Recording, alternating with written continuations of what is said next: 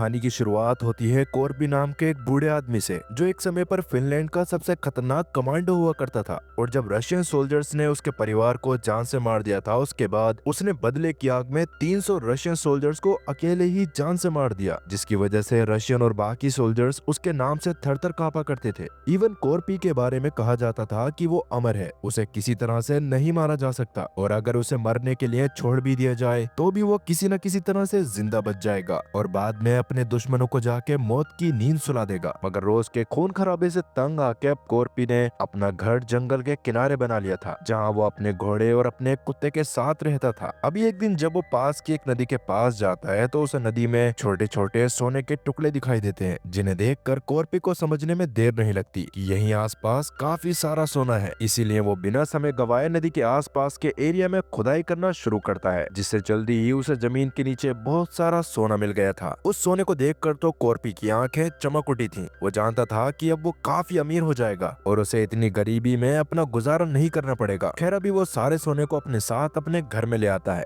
और पूरी रात उसके पास बंदूक लेके उस सोने की हिफाजत करता है। पर किससे? असल में ये समय 1944 का था, जब वर्ल्ड वॉर 2 के खत्म होने के बाद नाजी सेना को फिनलैंड छोड़कर उनके शहर में वापस आने का ऑर्डर दिया जाता है। जिस ऑर्डर को फॉलो करते हुए सोल्जर्स वापस जा तो रहे थे, मगर वो लोग रास्ते में आने वाले हर एक गांव को बर्बाद करते हुए जा रहे थे। और कॉर्पी को डर था कि कहीं उसके सोने के बाद रात में अचानक नाजी उसके घर में हमला न कर दें। पर किस्मत से ऐसा कुछ नहीं होता और अगली सुबह कॉर्पी जल्दी तैयार होकर सारा सोना अपने घोड़े पर लादता है और अपने कुत्ते के साथ धीरे धीरे दूसरे शहर की तरफ बढ़ना शुरू कर देता है। तब रास्ते में उसे नाजी सोल्जर की एक टुकड़ी दिखाई देती है, जिसका बेरहम जनरल ब्रूनो कॉर्पी को आता हुआ देखकर रुक गया। पर कॉर्पी तो उससे बिल्कुल नहीं डरता, क्योंकि कॉर्पी खुद ही इतना खतरनाक था कि जब तक वो जगा हुआ है तब तक उससे कोई उस सोने को नहीं छीन सकता। ब्रूनो खुद एक टैंक में बैठा हुआ था और उसके पीछे उसके साथियों की कुछ गाड़ियां और ट्रक थे, जिनमें से एक ट्रक में ब्रूनो के साथियों ने फिनलैंड के कई सारी औरतों को अगवा करके रखा हुआ था, जो रोज उन सोल्जर्स की हवस का शिकार बनती थी। अभी वोल्फ नाम का एक नाजी सैनिक एक लड़की के साथ जबरदस्ती करके आता है और टैंक के ऊपर चढ़ के कॉर्पी पे निशाना लगा के खड़ा हो जाता है। मगर ब्रूनो ने वोल्फ से कॉर्पी को शूट करने से मना कर दिया था। इसका कारण ये नहीं था कि ब्रूनो, बल्कि इसका कारण ये था कि थोड़ी दूर पीछे ही ब्रूनो के कुछ सोल्जर्स अपनी गाड़ी लेके और आ रहे थे, जो कॉर्पी को वैसे ही जान से मार देते। इस पर वोल्फ भी अपनी बंदूक नीचे करके चुपचाप बैठ जाता है और वहीं कॉर्पी को आगे जाते हुए खंबे से लटकी कई लोगों की लाशें दिखाई देती हैं, जिन्हें देखकर कॉर्पी बिल्कुल भी नहीं घबराता, क्योंकि वो जानता था कि जंग के दौरान ऐसे मंजर एकदम आम बात है। अब थोड़ी सी दूर जाते ही कॉर्पी को ब्रूनो के 4 नाजी सैनिक अपनी छोटी लोडर कार के साथ दिखाई देते हैं, जो कॉर्पी को घोड़े से उतारने को कहते हैं। और कॉर्पी भी बड़े आराम से घोड़े से नीचे उतर गया, जिसके बाद वो सैनिक कॉर्पी के बैग की तलाशी लेते हैं, जिसमें उन्हें काफी सारा सोना दिखाई दिया,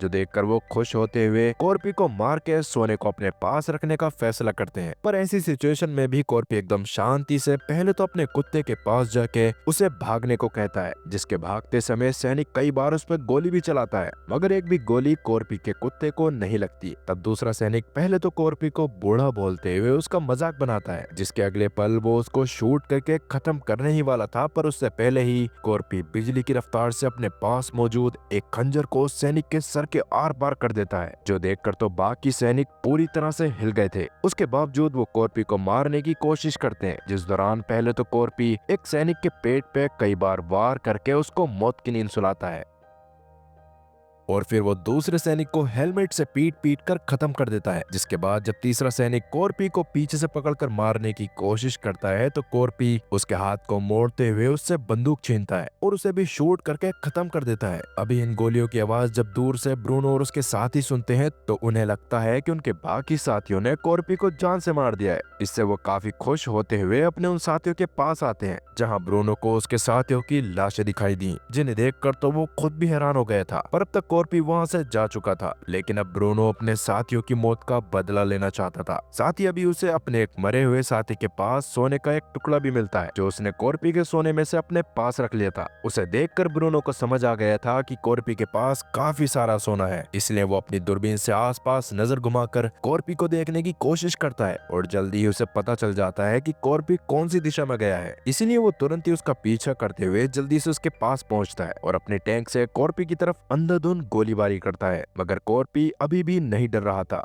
वो भी अपने घोड़े की रफ्तार को तेज करता है और टैंक की गोलियों से बचते हुए आगे निकल जाता है। मगर उसे आगे बढ़ता हुआ देखकर ब्रूनो तो खुश हो रहा था। असल में उसने थोड़ा सा और आगे काफी सारी माइंस बिछाई हुई थी और उसे पता था कि कॉर्पी का घोड़ा किसी न किसी माइन पर पैर रखकर मारा जाएगा, जिसके बाद ब्रूनो के लिए कॉर्पी से सोना लेना काफी आसान हो जाएगा। अब सच में होता भी ऐसा ही है और कॉर्पी के घोड़े के एक माइन पे पैर रखते के साथ ही उसके शरीर के छितड़े उड़ जाते हैं। उस दौरान ब्रूनो को लगता है कि इस धमाके में कॉर्पी भी मारा गया, मगर ऐसा नहीं होता। कॉर्पी की जान बच जाती है, लेकिन वो काफी घायल हो गया था और अपने घोड़े की मौत से काफी दुखी भी था। खैर, अब जैसा कि धमाके के कारण उसका सारा सोना इधर उधर गिर चुका था, इसलिए वो जल्दी से अपने सारे सोने को अपने बैग में वापस से जमा करने लगता है। जिस वक्त तक ब्रूनो और उसके साथ ही कॉर्पी के एकदम सामने आ गए थे, लेकिन ब्रूनो ने किसी को भी गोली चलाने से मना कर दिया था ताकि ब्रूनो खुद ही सारा सोना जमा कर ले और उन्हें माइंस के बीच में जाने की जरूरत न पड़े। अब जैसे ही कॉर्पी अपने सारे सोने को जमा करता है तो ब्रूनो अपने साथियों से उसको शूट करने को कहता है,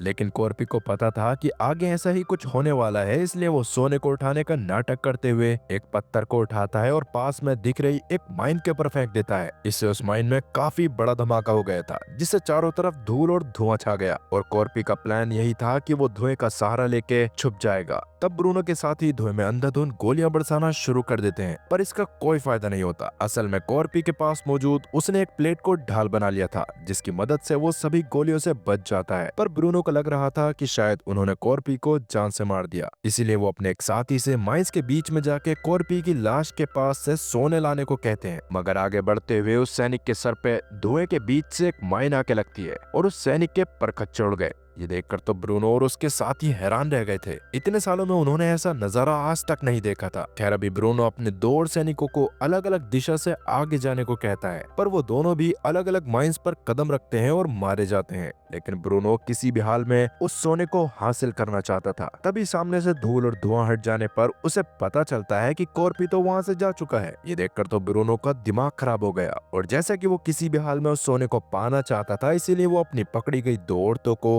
वॉल्व से बाहर लाने को कहता है और खुद टैंक में बैठकर उन दोनों औरतों से टैंक के आगे आगे माइंस के बीच में चलने को कहता है, ताकि अगर उनके रास्ते में कोई माइन आए भी तब भी औरतों के मरने से वो लोग बच जाएं। इसी दौरान ब्रूनो की नजर कॉर्पी के आर्मी टैग पे पड़ती है, जो वहीं पर गिर गया था और जैसा कि आर्मी टैग पर कॉर्पी का नाम लिखा हुआ था, इसीलिए ब्रूनो उसके बारे में टैंक में जाने के बाद अपने ऑफिसर से पूछता है। जिस दौरान कॉर्पी का नाम सुनकर ब्रूनो का ऑफिसर इस बात से हैरान रह गया था कि कॉर्पी के ऊपर ब्रूनो ने हमला करने की कोशिश करी और ब्रूनो जिंदा बच गया, क्योंकि कॉर्पी इतना खतरनाक आदमी है कि उसका सामना करने वाला इंसान कभी भी जिंदा नहीं बचता। ये सुनकर तो ब्रूनो भी हैरान रह गया था और अभी उसका ऑफिसर उससे कहता है कि हमें अपने साथियों के साथ जितना जल्दी हो जाए वापस चलना चाहिए और कॉर्पी का पीछा करने की गलती नहीं करनी चाहिए, क्योंकि जब से कॉर्पी के परिवार को रशियन ऑफिसर्स ने जान से मार दिया है, तब से कॉर्पी खूंखार हो गया है, जिसने अपने ऑफिसर्स तक की बातों को सुनना बंद कर दिया था। और अगर अभी भी उसके सामने कोई रशियन सोल्जर आता है तो वो उसको बहुत ही बेरहमी से जान से मार देता है। मगर ब्रूनो भी अपने ऑफिसर की बात सुनने में इंटरेस्टेड नहीं होता। वो कॉर्पी के पास मौजूद सोने को हासिल करके अपनी सजा को माफ करवाना चाहता था, जो उन्हें युद्ध हारने के कारण दी जाने वाली थी। इसीलिए वो अभी भी आगे बढ़ता रहता है। इधर अब तक कॉर्पी घायल हालत में चलते हुए एक जले हुए ट्रक के पास पहुंच जाता है, जहां वो थोड़ी देर आराम करने के लिए रुक गया था। कुछ गोलियां सच में उसके लग गई थी, जिनके छर्रों को वो अपने शरीर से निकालता है और घाव पे थोड़ी सी मिट्टी लगाकर वहीं आराम करने लगता है। इतने में उसका कुत्ता भी उसके पास आ गया था, जिसे कॉर्पी फिर से उससे दूर जाने को कहता है और कुत्ता थोड़ा सा दूर जाके कॉर्पी को दूर से देखने लगता है। बहुत ज्यादा घायल और थका होने के कारण अब तक कॉर्पी की आंख लग गई थी, जिसके थोड़ी देर बाद उसकी आंख ब्रूनो और उसके साथियों की गाड़ी की आवाज से खुलती है, जो अब कॉर्पी को ढूंढने के लिए शिकारी कुत्तों का इस्तेमाल कर रहे थे। ये देखकर सबसे पहले तो कॉर्पी उसी जले हुए ट्रक के नीचे छुप जाता है और जैसे ही उसे मौका मिलता है वैसे ही वो ब्रूनो के चलते हुए ट्रक के नीचे जाके उसके तेल के पाइप को काट देता है, जिससे उसके ऊपर बहुत सारा तेल गिर गया था और अब कुत्तों को उसकी महक नहीं आने वाली थी। अभी ब्रूनो और उसके साथियों को भी समझ नहीं आ रहा था कि वो कॉर्पी को कहां पर ढूंढेंगे। वो वहीं खड़े होकर इस बारे में सोच ही रहे थे कि तभी कॉर्पी मौका देखकर वहां से भागने की कोशिश करता है, लेकिन ये उसकी सबसे बड़ी गलती साबित होती है, क्योंकि ब्रूनो के कुत्तों में से एक की नजर उसके ऊपर पड़ गई थी, जो जोर जोर से भौंकना शुरू कर देता है और ब्रूनो चिल्लाकर अपने साथियों से कॉर्पी को शूट करने को कहता है। अभी ब्रूनो भी अपने साथियों के साथ कॉर्पी पे अंधाधुंध गोलियां चला रहा था। उस दौरान कॉर्पी के पैर में एक गोली लग जाती है और वो तुरंत ही एक पत्थर के पीछे छुप गया। तब ब्रूनो ने अपने कुत्तों को कॉर्पी पे हमला करने के लिए छोड़ दिया था, पर किस्मत से पास में एक झील मौजूद थी, जिसे देखकर कॉर्पी कुछ सोचते हुए अपने पास मौजूद एक माचिस की तिल्ली से खुद को आग लगाता है और उस झील में कूद जाता है। तब ब्रूनो के साथ ही काफी देर तक पानी में भी गोलियां चलाते हैं, जिस दौरान उन्हें पानी में खून दिखाई देता है, जिसे देखकर ब्रूनो के साथियों को लगने लग गया था कि अब तो कॉर्पी मर गया होगा। इसीलिए ब्रूनो अपने 3 सैनिकों को बोट से पानी में जाने को कहता है, जहां जाके जैसे ही एक सैनिक पानी के अंदर छलांग मारता है, वैसे ही नीचे कॉर्पी जो अभी भी जिंदा था वो अपने खंजर से उसे बुरी तरह से मार देता है, जिससे ब्रूनो और उसके साथियों को ऊपर काफी सारा खून झील में दिखाई देने लगा था, जिसे देखकर ब्रूनो और उसके बाकी बंदों को समझ आ गया था कि कॉर्पी अभी भी जिंदा है और उसने उस सैनिक को जान से मार दिया। तब ब्रूनो दूसरे सैनिक को भी नीचे जाने को कहता है, लेकिन कॉर्पी उसका भी वही हश्र करता है जो उसने पहले वाले सैनिक का किया था। ये देखकर तो तीसरे सैनिक की फट के 4 से 64 हो गई थी और वो ब्रूनो को ऑर्डर सुने बिना ही बोट को किनारे की तरफ लेके जाने लगा था। ये देखकर वॉल्फ गुस्से में उस सैनिक को शूट करके खत्म कर देता है। तभी कॉर्पी खुद भी उसी तीसरे सैनिक की डेड बॉडी के पास आ गया और उसे अपने कंधे पर टांग कर भागता हुआ आगे बढ़ने लगा। इससे ब्रूनो के साथ ही जो गोलियां उस पर चला रहे थे, कॉर्पी उनसे बचकर भागने में कामयाब हो जाता है। इससे ब्रूनो और उसके साथियों को समझ नहीं आ रहा था कि अब वो क्या करेंगे और कॉर्पी को कैसे पकड़ा जाएगा। तभी ब्रूनो की नजर कॉर्पी के कुत्ते पर पड़ती है, जो झील के किनारे आके रोना शुरू कर देता है, क्योंकि वो झील में तैरकर कॉर्पी के पास नहीं जा सकता था। उसे देखकर ब्रूनो समझ जाता है कि कॉर्पी का कुत्ता उन्हें कॉर्पी तक पहुंचा सकता है, इसलिए वो उसको अपने पास रखकर उसके सहारे ही आगे बढ़ना शुरू कर देते हैं। इधर कॉर्पी को चलते चलते रात हो गई थी और अभी वो एक टाउन के पास पहुंचता है, जिसे नाजियों ने बर्बाद करके जला दिया था और वो अभी भी जल रहा था। उसे देखकर कॉर्पी को काफी बुरा लगा, पर फिलहाल वो आराम करने के लिए गैस स्टेशन में जाके लेट गया और उसके थोड़ी देर बाद ही कॉर्पी को अपने कुत्ते की आवाज सुनाई दी, जिसे सुनकर वो बाहर उसे ढूंढने के लिए गया और कुछ ही देर में उसका कुत्ता भागते हुए उसके पास आ जाता है, जिसके शरीर से ब्रूनो ने एक डायनामाइट को बांध दिया था, जो जल्दी ही फटने वाला था। ये देखकर कॉर्पी जल्दी से उस डायनामाइट को कुत्ते के शरीर से हटाकर दूर फेंकता है और वो डायनामाइट हवा में ही फट गया, जिसके धमाके की चपेट में आके कॉर्पी खुद भी दूर जाके गिरता है। इससे अब कॉर्पी इतना ज्यादा घायल हो गया था कि उससे खड़ा तक नहीं हुआ जाता। उतने में ही वहाँ ब्रूनो और उसके साथी भी आ गए थे, जो ज्यादा दूर नहीं थे और उन्हें पता था कि कॉर्पी वहीं पर आराम करने के लिए रुका होगा। और अब फिलहाल ब्रूनो ने कॉर्पी को पकड़ लिया था, जिसके बाद उसने एक रस्सी से पास के खंबे पर कॉर्पी को फांसी पे लटका दिया। इससे ब्रूनो को लग रहा था कि कॉर्पी किसी भी हाल में अपनी जान को नहीं बचा सकता। तभी कॉर्पी की आंखें बंद हो जाती हैं, जो देखकर ब्रूनो के साथ मौजूद सोल्जर अपनी अपनी टोपी निकालते हैं, क्योंकि बेशक से कॉर्पी उनका दुश्मन ही क्यों ना हो, पर वो अकेले होके भी नहीं डरा और उनसे आखिरी सांस तक लड़ता रहा। इसलिए ये उसकी आत्मा को रिस्पेक्ट करने का एक तरीका था। अब कॉर्पी के पास से उसका सारा सोना लेके ब्रूनो एक सोने का टुकड़ा उसकी जेब में भी डाल देता है और वहाँ से वोल्फ और अपने बाकी साथियों के साथ निकल गया। पर किस्मत से अभी कॉर्पी मरा नहीं था और बस मरने का नाटक कर रहा था। वो लोगों के दूर जाते ही अपने पैर को खंबे पे मौजूद कील पे रखता है, लेकिन बार बार उसका पैर फिसल रहा था। पर अपनी जान बचाने के लिए कॉर्पी खंबे पे ही मौजूद एक सरिये पे अपने पैर को टिकाता है, जिससे उसे थोड़ी सी राहत तो मिली थी, मगर उसका पैर उस सरिये से उस जगह पे टच हो रहा था जहाँ उसके पैर पे गोली लगी थी, जिससे उसके पैर में काफी दर्द हो रहा था। मगर इसके बावजूद वो इसी तरह से पूरी रात लटका रहता है और अब अगली सुबह कॉर्पी के ऊपर से एक प्लेन गुजरता है, जिसकी हवा से खंबा टूट गया था और कॉर्पी जमीन पर आ गिरा। तब उसका कुत्ता भागते हुए उसके पास आता है और उतने में ही वो प्लेन भी उसके पास में ही लैंड कर गया था, जिसमें 2 नाजी सैनिक मौजूद थे और वो लोग कॉर्पी की हालत को देखकर काफी ज्यादा हैरान थे, क्योंकि इतना घायल होने के बाद और फांसी पे लटकाए जाने के बाद भी उसकी जान नहीं गई थी।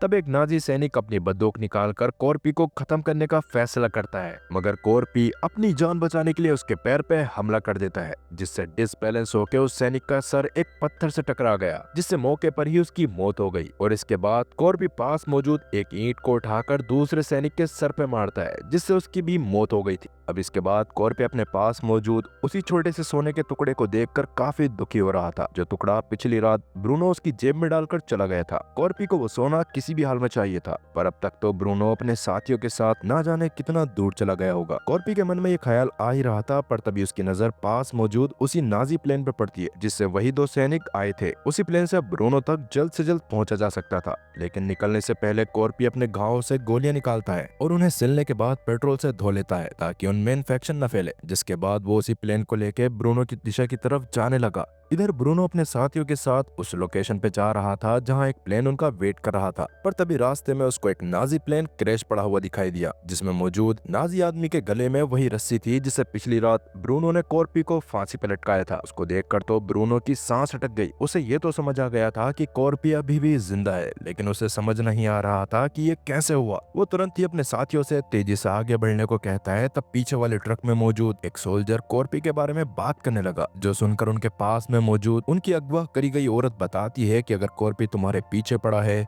तो तुम कितना ही भाग लो, वो तुम्हें ढूंढ ढूंढ कर मारेगा। यमराज भी तुम्हें उससे नहीं बचा सकते, इसलिए बस अब अपनी मौत का इंतजार करो। तभी अचानक ट्रक में मौजूद एक सोल्जर की गर्दन पे कॉर्पी हमला करके उसे जान से मार देता है। और जब दूसरा सोल्जर बाहर झांक कर देखता है तो कॉर्पी उसे भी ट्रक से नीचे फेंक देता है, जिससे वो सोल्जर टैंक के सामने आके मारा गया था और इस बारे में किसी को पता भी नहीं चला कि कॉर्पी उनके ट्रक पे चढ़ गया है। खैर अभी कॉर्पी उस लड़कियों वाले ट्रक में आ गया था, जहां मौजूद औरतों को देखकर वो समझ जाता है कि ब्रूनो और उसके साथियों दरिंदों की तरह उन औरतों के साथ काफी गलत हरकतें करते हैं। इसलिए वो अपने पास मौजूद राइफल्स उन औरतों को दे देता है और उस ट्रक के ड्राइवर के सिर में खंजर घुसाकर उसे भी खत्म कर देता है। जिसके बाद उन्हीं औरतों में मौजूद एक औरत ट्रक चलाते हुए दूसरे ट्रक के पास ले जाती है और सभी औरतें एक साथ अंधाधुंध गोलियां चलाते हुए दूसरे ट्रक पे मौजूद सभी सोल्जर्स को खत्म कर देती हैं।